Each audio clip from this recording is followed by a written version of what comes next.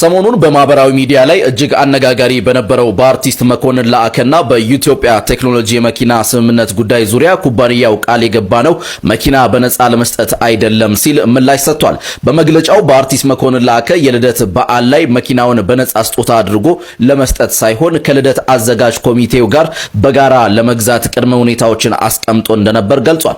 ሆኖም ግን ኮሚቴውና አርቲስቱ ለመኪናው የሚያስፈልገውን ቅድመ ክፍያ ወይም ዳውን ፔመንት አለመክፈላቸው ባንክ ብድር ሂደቱን ለመጨረስ የሚያስችለውን ህጋዊ ውክልና ሳይሰጡ መክረታቸው እንዲሁም የገቡትን የማስተዋወቅ ስራ ባለመስራታቸው ሂደቱ ሊስተጓጎል መቻሉን ኩባንያው ይፋ አድርጓል።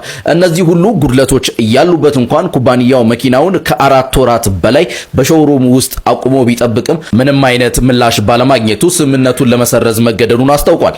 ታዲያ እናንተ በዚህ በኢትዮጵያ ቴክኖሎጂ ይፋዊ መግለጫና በአርቲስት መኮንን ላአከ ጉዳይ ላይ ምን ትላላችሁ? በቀጣይ አርቲስት መኮንን ላአከ ግልጽ የሚያደርገው ጉዳይም ካለ ይዤላችሁ መለሳለሁ። መልካም ጊዜ።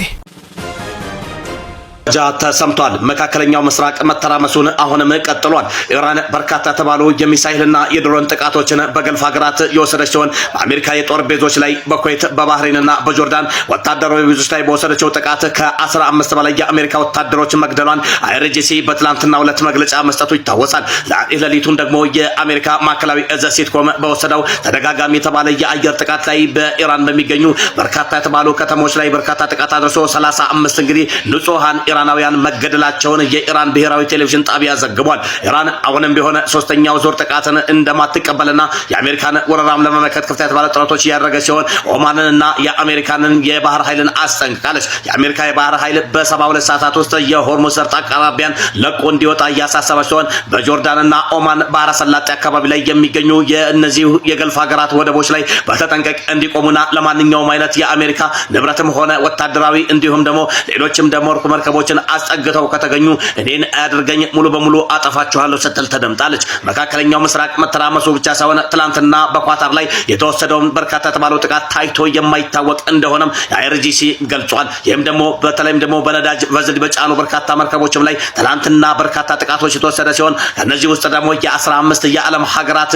ታንከሮች ወይም ደግሞ ነዳጅ የጫኑ መርከቦች ላይ በከፍተኛ ሚሳኤልና ድሮን ተጠቅተው አመድ ሲሆኑና ሲቃጠሉም ታይቷል። አልጀዚራ በዘገባው እንዳተተው ከሆነ የአሜሪካው ፕሬዝዳንት ዶናልድ ትራምፕ ከዚህ በኋላ ኢራንን አንታገሰም፣ እንዳደረሰችብን ለእያንዳንዱ ጥቃት ምላሽ እንሰጣለን፣ ማዕከላዊ እዝና እንዲሁም ደግሞ ወታደራዊ ሳይቶቿን ሙሉ በሙሉ እናጠፋቸዋለን ሲሉም ተሰምቷል። ይህን ተከትሎ በባንድራባስና በኢራን የሚገኙ ወታደራዊ ሳይቶች ላይ ተደጋጋሚ የተባሉ ጥቃቶች እየደረሱ ሲሆን አሁንም መሰረተ ልማቶቿን አሜሪካ ማውደሟን ቀጥላለች። ኢራን በበኩሏ ደግሞ ለዚህ ምላሽ የሚሆን የአሜሪካን የጦር ቤዞችን በመካከለኛው ምስራቅ የሚገኙትን ሙሉ በሙሉ እያወደመች ሲሆን በተለይም ደግሞ የሆርሙዝ ሰርጥን ደግሞ ለመከላከል በነዳጅ በጣሉ መርከቦችና እንዲሁም ደግሞ በአሜሪካ ተላላኪነት ያላቸውና ወዳጅ ሀገራትም ላይ ተመሳሳይ እርምጃ በመውሰድ መቀጠሏን ዛሬ ገልጻለች። የውጭ ጉዳይ ሚኒስትር አባስ አርጌቼ ለሰላም ስምምነቱ አሁንም ቢሆን ኢራን ዝግጁ ነች፣ ነገር ግን የትራምፕ ውሽዋዥና እንዲሁም ደግሞ ውሽዋዥ ጫዋታዎች አሁን አብቅተዋል፣ ወይ ጦርነት ይምረጥ ወይም ደግሞ ሰላም ይምረጥ እያሉ ይገኛሉ።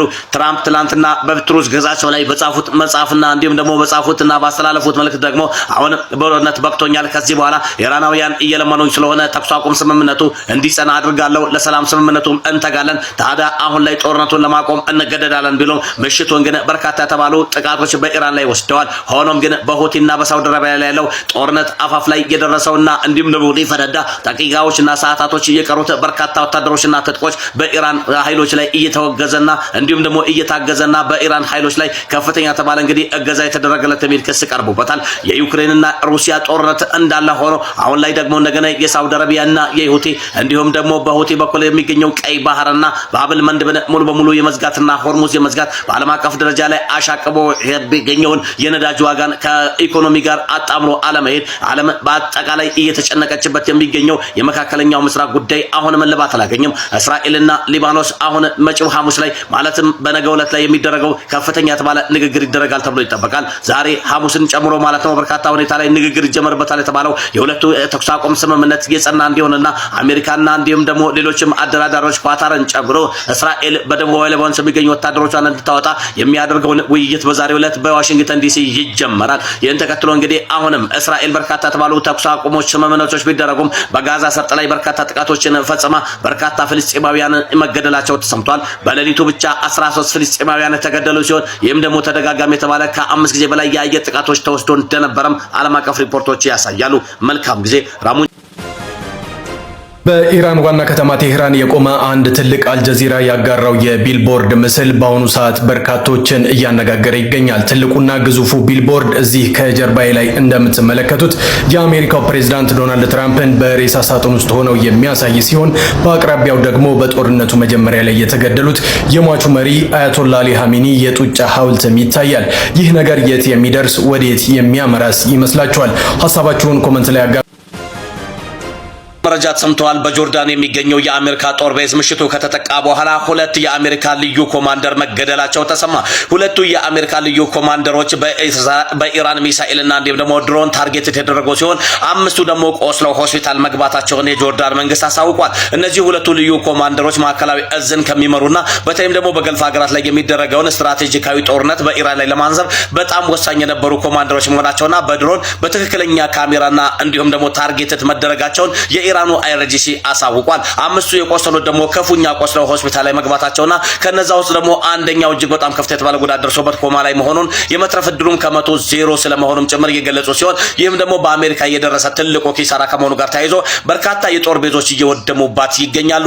አሜሪካን በወሰደችው በርካታ የተባሉ የአየር ጥቃቶች ላይ 35 ኢራናውያን የገደለች ሲሆን በርካታ እንግዲህ የኢራን ቡሸርን እንዲሁም ደግሞ ባንድራባስና እንዲሁም ደግሞ ኢስፋሃን ከተሞች ላይ በርካታ ጥቃቶችን ፈጽማለች። በቴህራን እስካሁን ድረስ ዳርቻ ላይ በተፈጸመ ከፍተኛ የተባለ እንግዲህ የፔትሮኬሚካልና እንዲሁም ደግሞ ናዛፊ የተባለ ሪል ስቴት ኩባንያ የገነባው ትልቅ እንግዲህ ሪዞርትም ጭምር የመቱና የደበደቡ ሲሆን ከዚህ ጋር ተያይዞ በርካታ ሰዎች መቁሰላቸው ተነግሯል። አሁንም ጦርነቱ እንደቀጠለ ነው። አሁን ላይ ዝናብ ባላገኙ አካባቢዎች በቀጣዮቹ 10 ቀናት ዝናብ ይዘንባል በማለት የኢትዮጵያ ሜትሮሎጂ ኢንስቲትዩት ትንበያውን አስቀምጧል። አብዛኞቹ የአማራና የትግራይ ክልል አካባቢዎች እስካሁን ድረስ ዝናብ እንዳላገኙ እንደዚሁም አርሶ አደሩ ሰብሉን እንዳልዘራ መረጃዎቹ ያመለክታሉ።